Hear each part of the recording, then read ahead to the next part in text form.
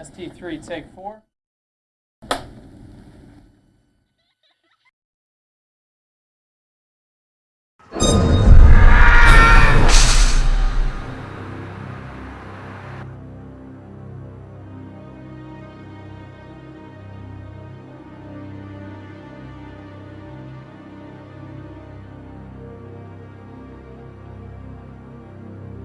They would not come off the plates, but they were extremely beautiful. One morning, Lucinda and Jane had gone out for a drive in the doll's perambulator. There was no one in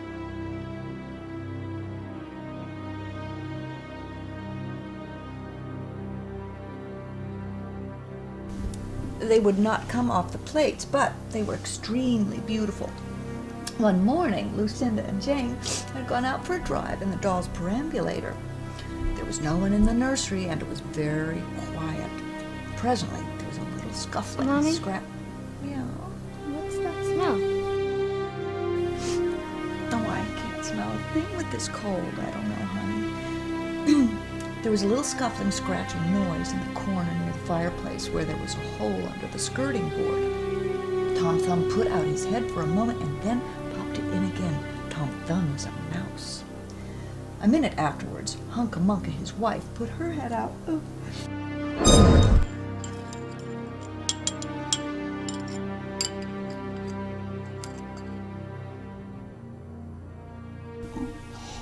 They would not come off the plates, but they were extremely beautiful. One morning, Lucinda and Jane had gone out for a drive in the doll's perambulator. Mommy, what's that smell? Smell? Oh, honey, I can't smell a thing with this cold.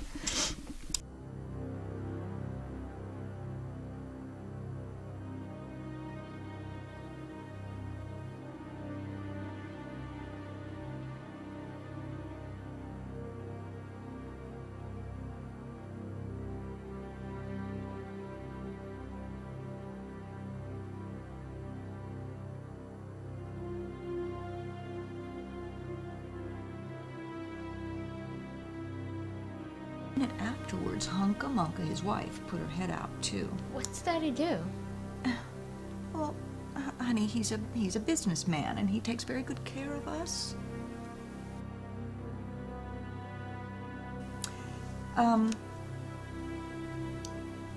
Let me see. There was no one in the nursery, and she ventured out onto the... Hey, Mrs. Stinetti. Joe wanted me to ask you, do you want us to rotate our brakes or work it like we did last week? Don't you see we're busy here? Sorry, Mrs. Stinetti. And what did I tell you about smoking in this house? You're here to protect my children. That's not my idea of protection. Sorry, Mrs. Stinetti. That's more like it. No, I don't mind if you rotate. Thank you, Mrs. Stinetti. I'm sorry, sweetie. So, Lucinda and Jane had their... Where's Daddy? Well, honey, your daddy's working right now.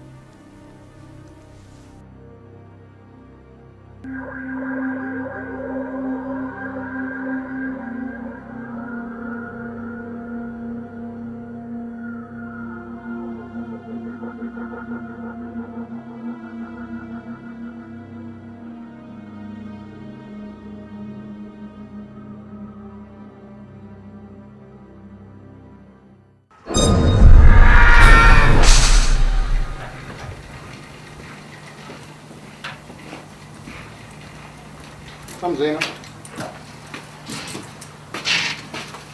Hey, where are you going with that? Mercutio wanted it back at the shed. Well, hurry back. We gotta change shifts in a few minutes.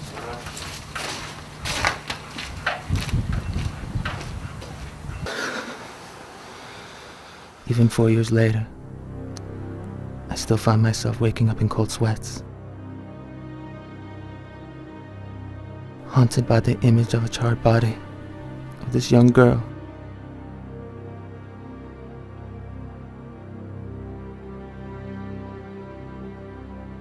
Whose only crime was that her father's time had come.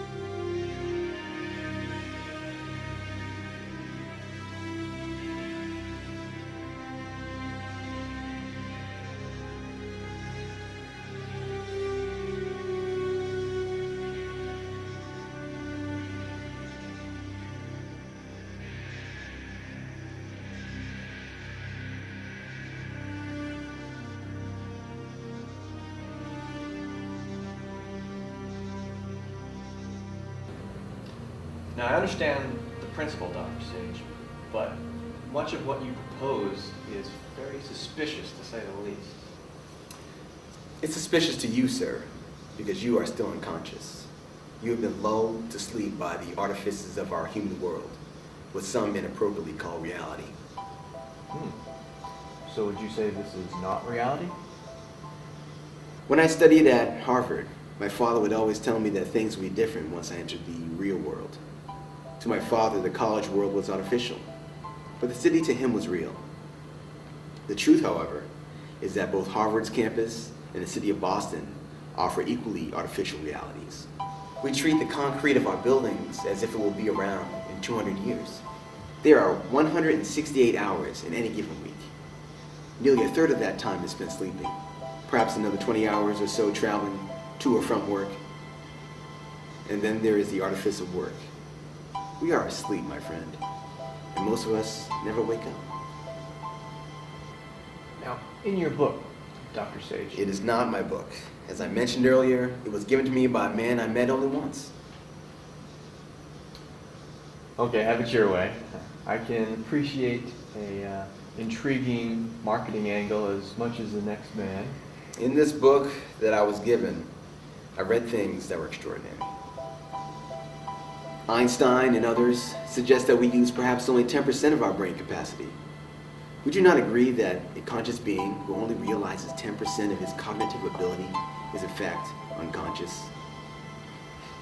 Well, unless you're suggesting that you use more than 10%, I'd say this book of yours is ineffective. You jest. But what the Steppenwolf revealed to me was astonishing. Steppenwolf. That's what I called him. He didn't tell me his name. But what he did tell me about time was enlightening. In H.G. Wells' The Time Machine, the time traveler talks about the fourth dimension, time. H.G. Wells had only had it partially correct. Some string theorists suggest that there are 9 or 10 dimensions. Well, explain. Well, most any child is aware of 3 dimensions: height, width, depth. To locate a point in space, we need these 3 dimensions at the very least. But we also need time. If I told you to meet me somewhere, you couldn't just show up, could you? No. You would ask me what time. Because a point does not exist in just space, but in time. And if you are not in the proximity of that point at the same time, you will never be able to interact with that point. You follow? Yeah, I think so.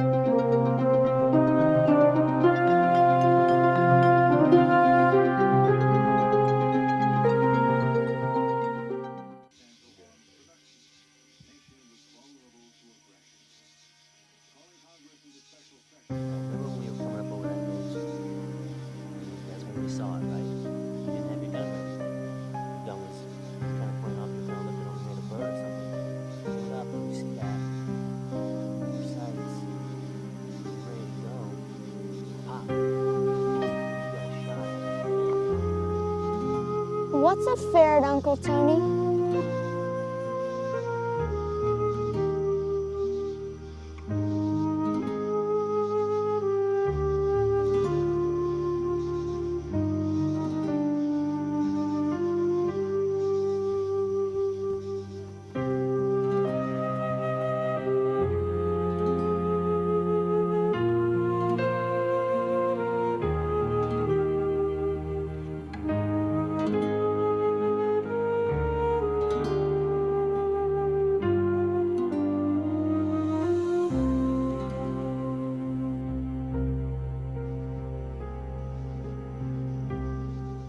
you are traveling by way of a map, it does not suffice to simply know where you are going. You must also know where you are at. That knowledge, that awareness, is absolutely necessary for travel. What I am suggesting is that consciousness is the fifth dimension. In fact, it ought to be called the first dimension, but I will not go. Can you imagine traveling without memory? If at every point of the journey you forgot where you were and where you were going? Time, memory, these seem very abstract to me. Now, height, width, or depth, these are concrete things that we can see in our physical universe. Are they? What is the point but an abstraction conceived in our mind for travel and spatial reasoning? Without consciousness, there would not be points, and there would be no distance. And without points and distance, travel is impossible. What kind of travel are you talking about? What travel, sir? Do you not know that an experience is nothing more than consciousness moving through time? Memory is our record of these experiences, abstract points, maps if you will, unreliable ones at that.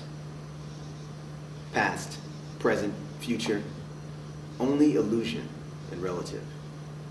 Today is yesterday's future and tomorrow's past, all depending on your point of reference.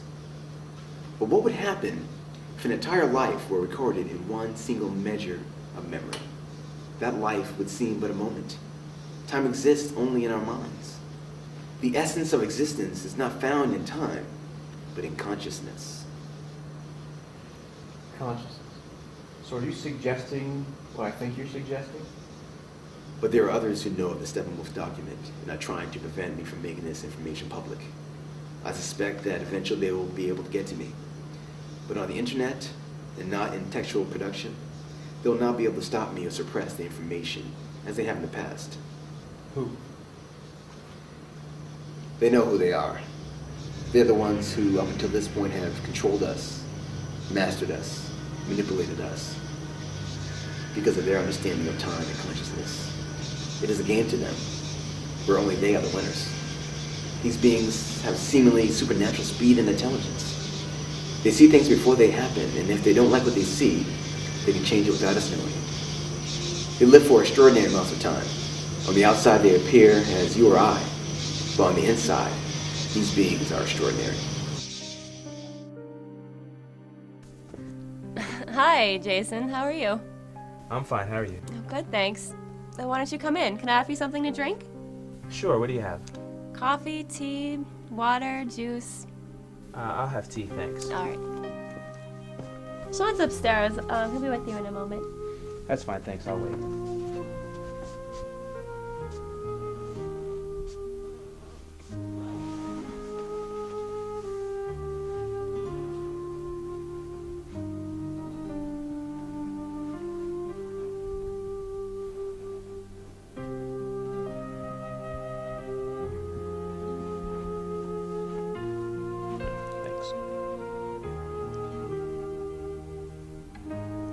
What's he doing anyway?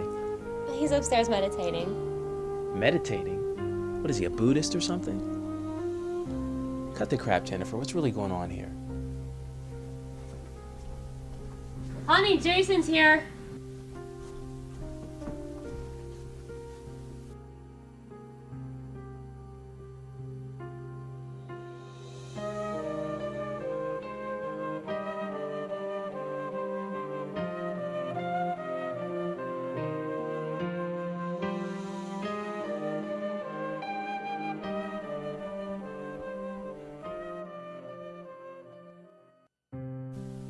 This isn't about me.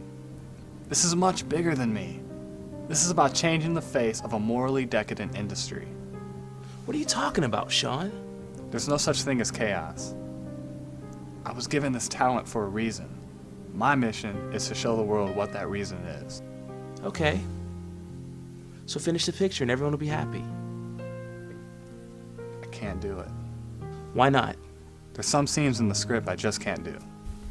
Okay, like what scenes? We'll throw them out. Like the two love scenes, especially on pages 46, 47, and 48. They're gratuitous. I mean, it's too much. Fine. Fine, fine, okay. Your wife doesn't know the business, but she'll understand after you get those percentage points. It's not my wife, Jason. It's me. I don't want to do the scenes. Okay, okay, I'll talk with Devon about taking them out. Is that what this was all about, a couple of love scenes? Come on, Sean, we're better than this. It's not just the love scenes. The language has to change as well. I don't use profanity anymore. What? You really did become a Buddhist, didn't you? I'm not a Buddhist. I joined an organization. I've been enlightened.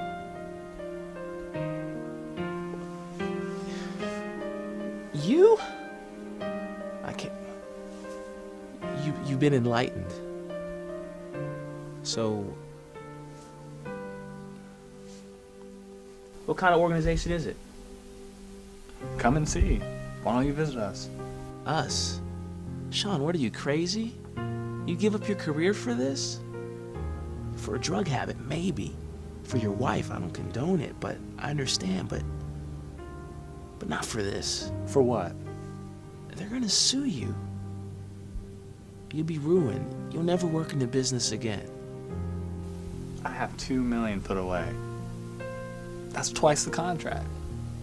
What about potential gross, residuals, damages?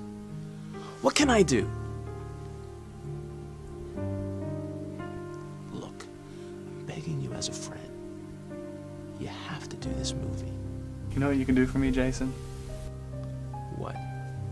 We have a seminar tomorrow. Come with me.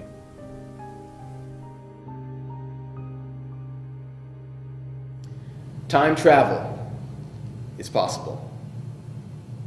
We are traveling through time at this very minute, from one moment to the next.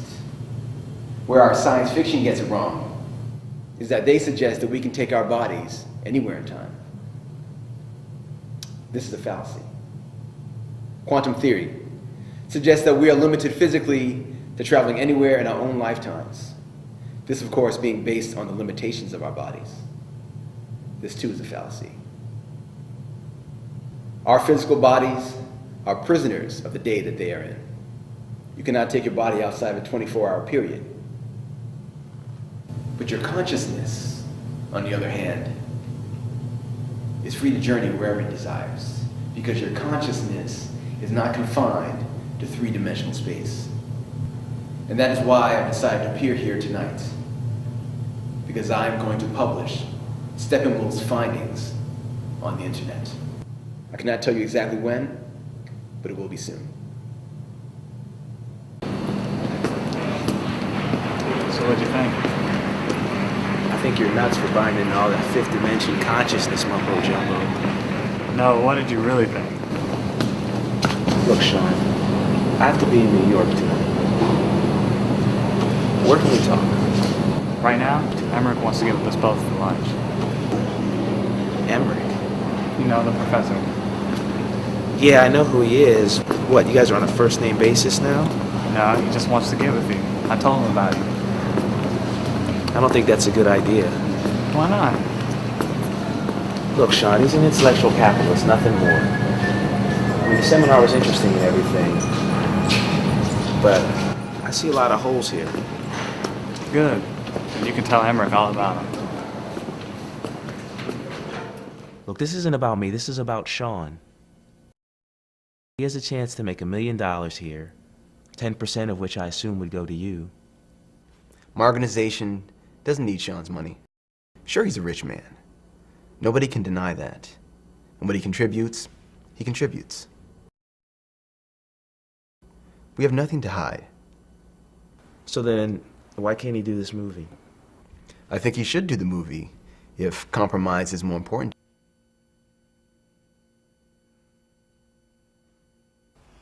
I don't want to do the movie, Jason. And why not? Because it will taint your karma, damage your destiny? Yes. Who are you now, a monk? More like a quack. I can remember things that you don't even want to remember. All right, I can play along. But let's stop the charade. How much do I need to pay you guys for you to let Sean go? Put the checkbook away, Jason. I'm not doing your movie. I don't want to act anymore. I want to be. Maybe I'm missing something here. I hope you understand what you're doing. I'm fulfilling my destiny. Oh, for crying out loud. If you don't sound like you're on your way to Waco by way of the Hail Bob comet with a glass of Kool-Aid in your hands. And what is your destiny? What's yours, Jason? To get me into this movie so Devon Faireborn can get rich? I don't have a problem with movies, Jason. I have a problem with High Point Studios. Devon Faireborn is a married man, and he sleeps with every other actress he signs. You know that. Tracy Chase let herself be practically raped for her role in Skinner's, and she wasn't even the lead. He's an immoral man, Jason, and I don't want to work for him anymore. I don't even want to be a part of his company. He can sue me for everything I have, but I'm not going to stand for what he wants to do with me, and for what he's doing to all those girls, and boys for that matter. So this isn't about the movie then? This is about Devon. No, it's about the movie too. The script is awful. Lenny doesn't know a thing about the straight-to-video market. What do you mean the script is awful? It's the 8th draft. It doesn't have any substance, any heart. He's a pervert with a word processor. You give me a script with some meat and I'll do it in a heartbeat. I don't care who writes it.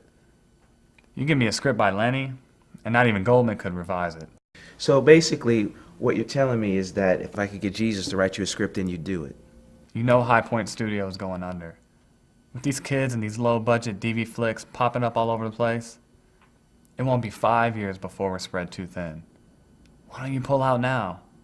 You're Devon's right hand. Without you, he can't do anything. If you're supposed to be all concerned with your character and all, then how do you justify breaking this contract? I mean, that is lying. That is breaking the law. If it violates my conscience, I'm not obligated to fulfill a vow. And running around with a half-naked 18-year-old is not exactly my idea of upright. So where do you fit in all of this? Why did you come to this seminar? To save Sean? Or to save your career? I can see you're very corrupt. But not because you enjoy it. What do you know about me? Maybe I don't know anything. Why don't you tell me?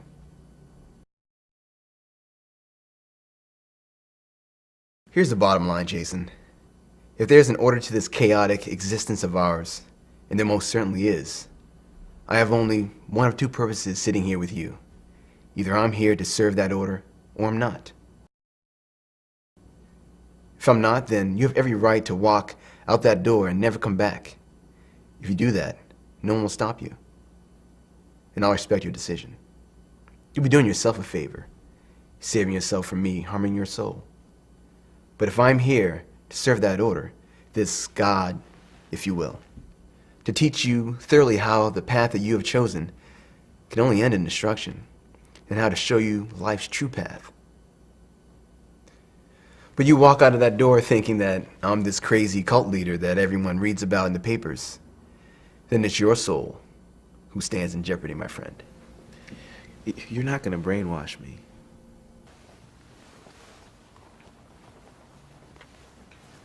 Look at you, Jason. Let's assume that you're right and I'm wrong. Here you are, hundreds of miles away from home, trying to bribe your friend into doing something that he doesn't want to do. To be a part of this movie that even you know is suspect. Look at you. You're about to drag on that cigarette like your life depends on it. Your marriage is non-existent. Your kids are miserable because they can't spend any time with you. You can buy whatever you want. But you couldn't even keep your wife happy. What is that? Who have you inspired lately with your life? Who is there that really knows you that wants to be like you?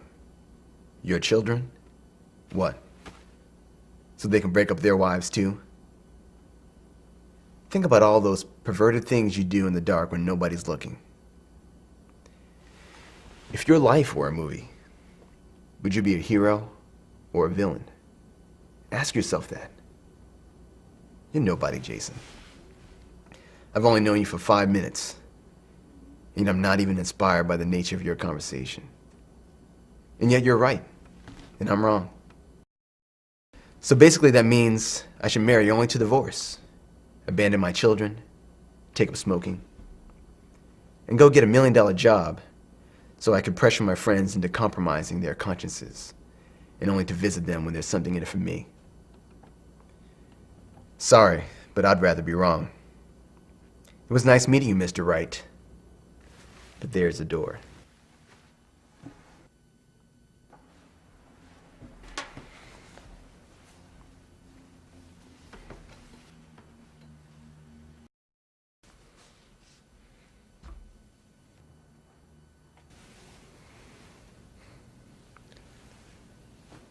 Well, what makes you so different?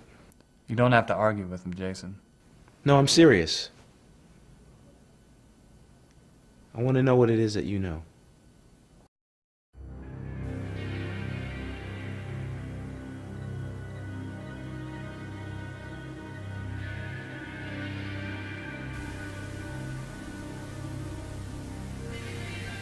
Where's Mommy?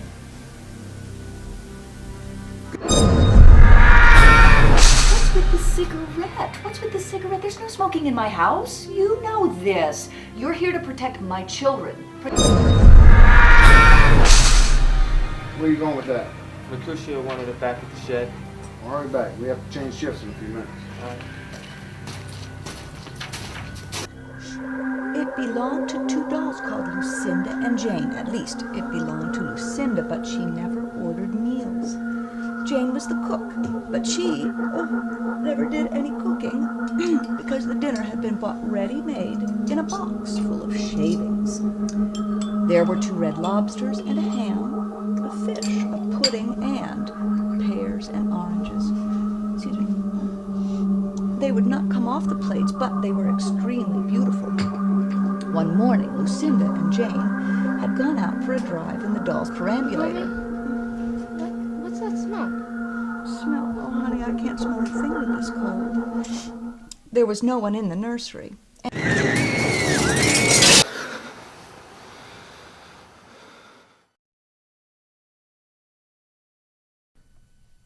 I remember my most difficult tag.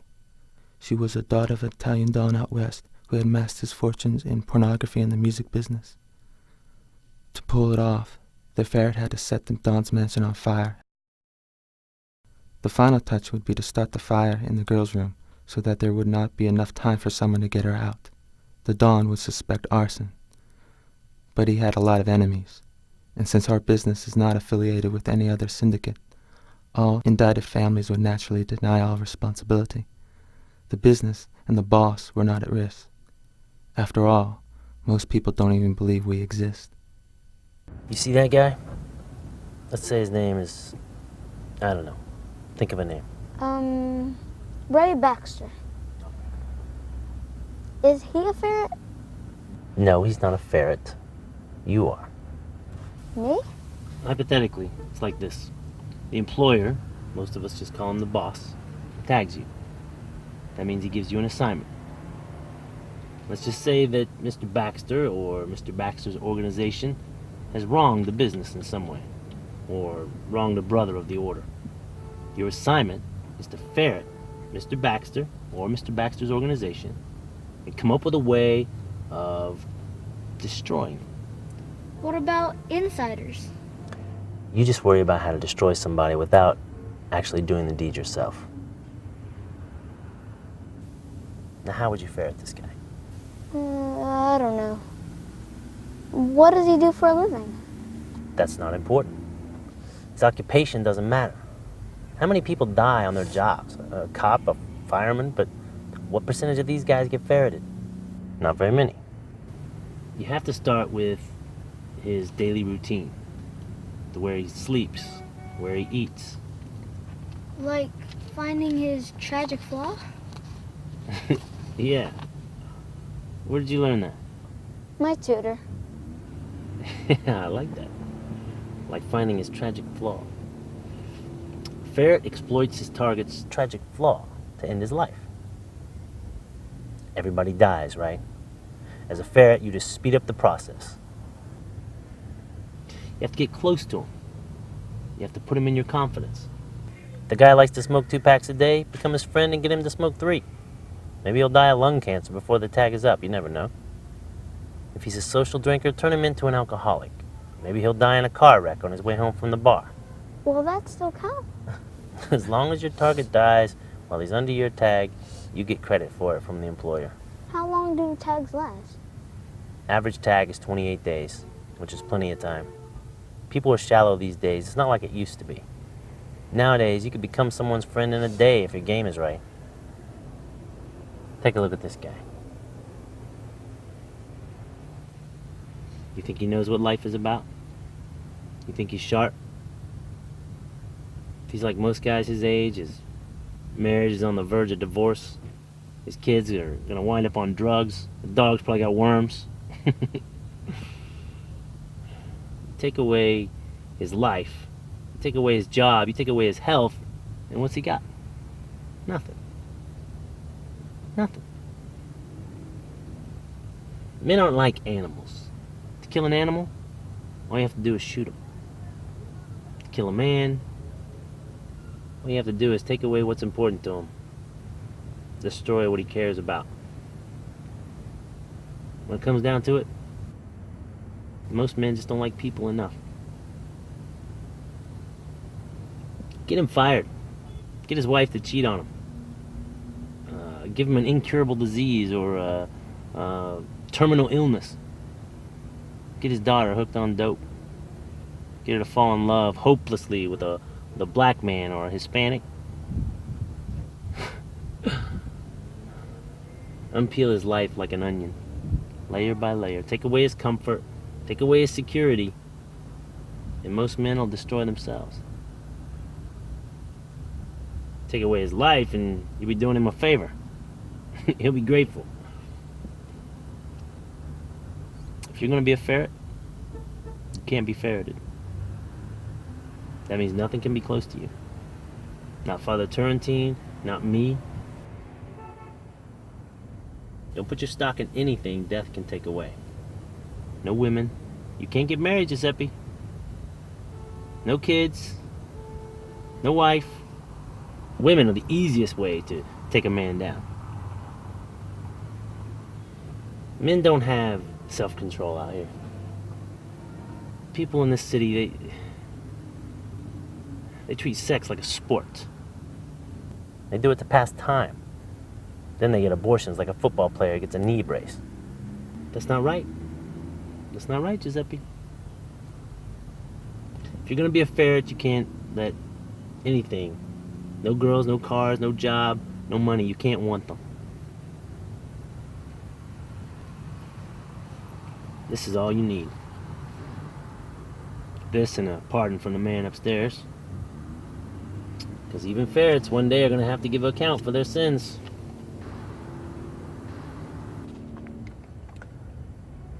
We all sin, Giuseppe. Some good might as well come of it. Are you a ferret?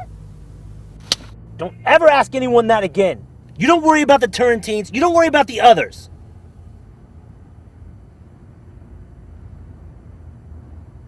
We recognize each other by deeds, not words.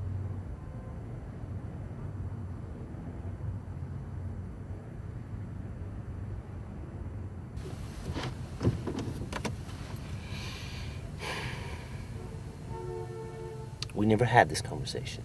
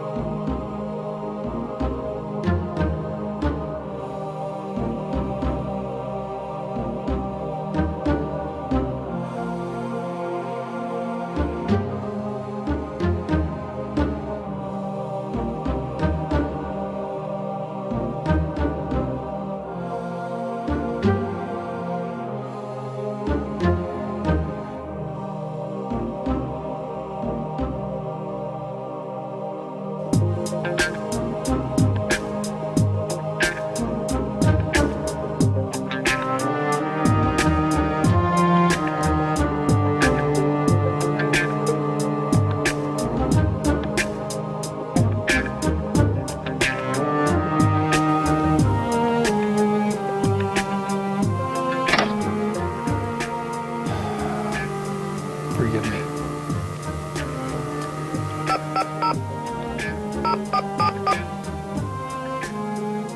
Anne-Marie, put me on with the Royal Hearth. Yes, this is Devon Faireborn over at High Point. And I was wondering, is your ferret served roasted or fried? No, I don't want to speak with the manager. Put me on with the employer.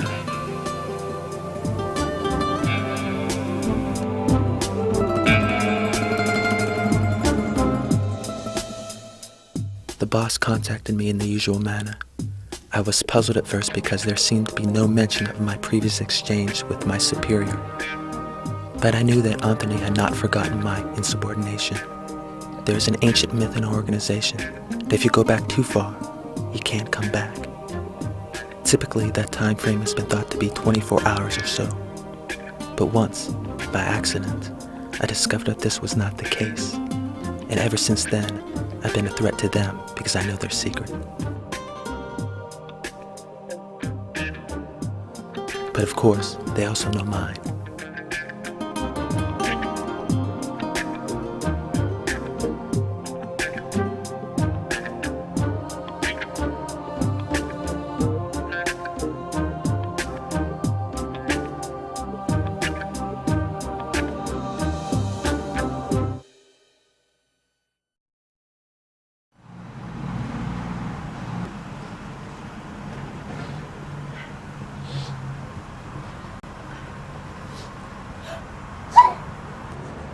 Are you okay? Yes, thank you. I'm sorry. They say every time we sneeze, our heart stops. Now, we don't want that now, do we? Here you go. Where do I know you from? From this organization.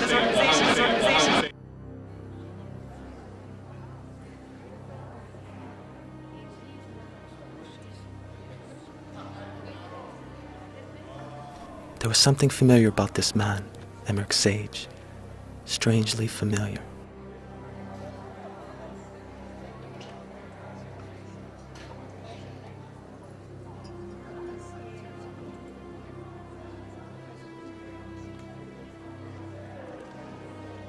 Why are you really here?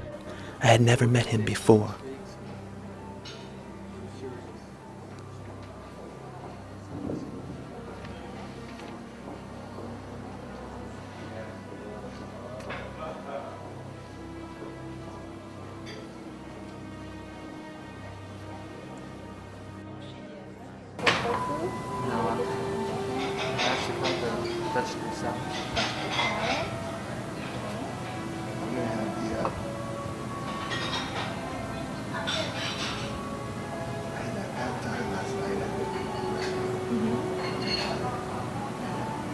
Our pad thai's very good. I'm sure.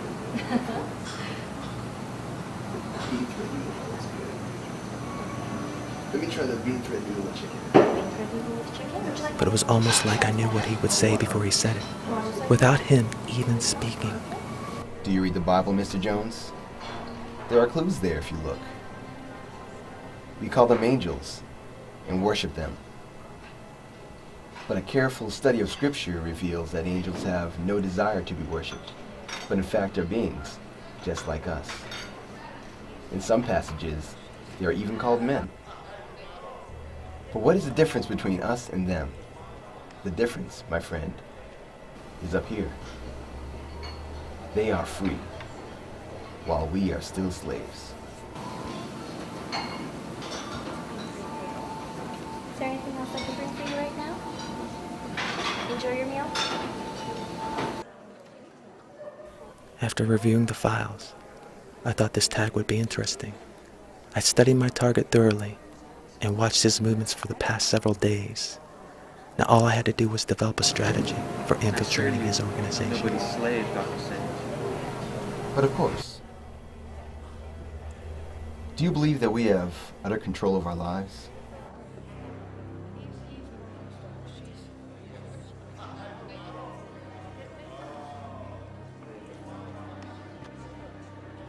This food is delicious.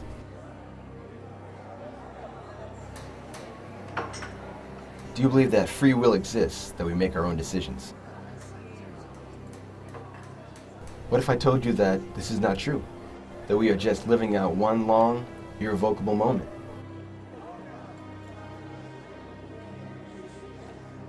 An echo, a ripple, a reaction to action already etched in the fabric of time. Just like the light of many stars of the sky is only now reaching us, though these stars have long since been vanquished. I'm not sure I know what this has to do with angels. Not angels. Extraterrestrial. Were these life. his thoughts that I was reading? Intelligent Or was he in beings fact reading mine? coexisting with us. Or was he yet another But who glider, originate drifting through from time, someplace far so their away. exchange defied the ordinary bounds of time and space? You must concede, Mr. Jones, that either our world submits to an order or it does not. Have you ever read a book or magazine and just precisely at the exact same time, or within 2 or 3 seconds of reading a word or saying a word, you hear it or read it, or perhaps see the exact same word somewhere else, on the radio, Well, I was having a conversation. a billboard, perhaps even in another conversation? A real conversation? It might. There are hundreds of thousands of words in the English language.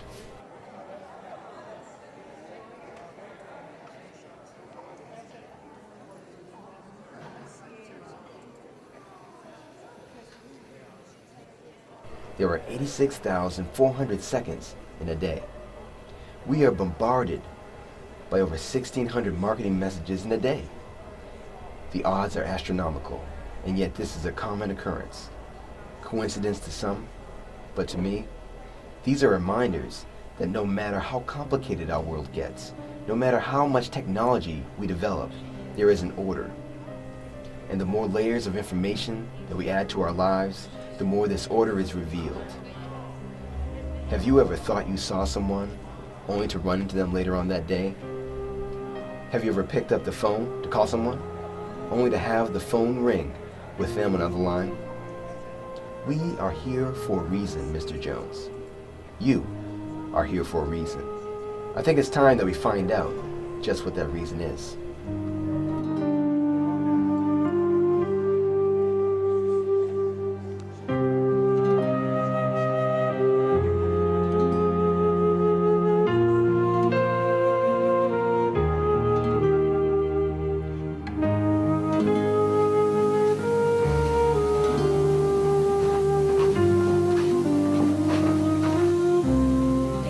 Called. He wants you to schedule a meeting. I have to do it later. I got a lot of things to do today. I don't know why you can't just finish your contract. You're worried. Plus, I told you already, Jen. We will get through this. I have to finish getting ready.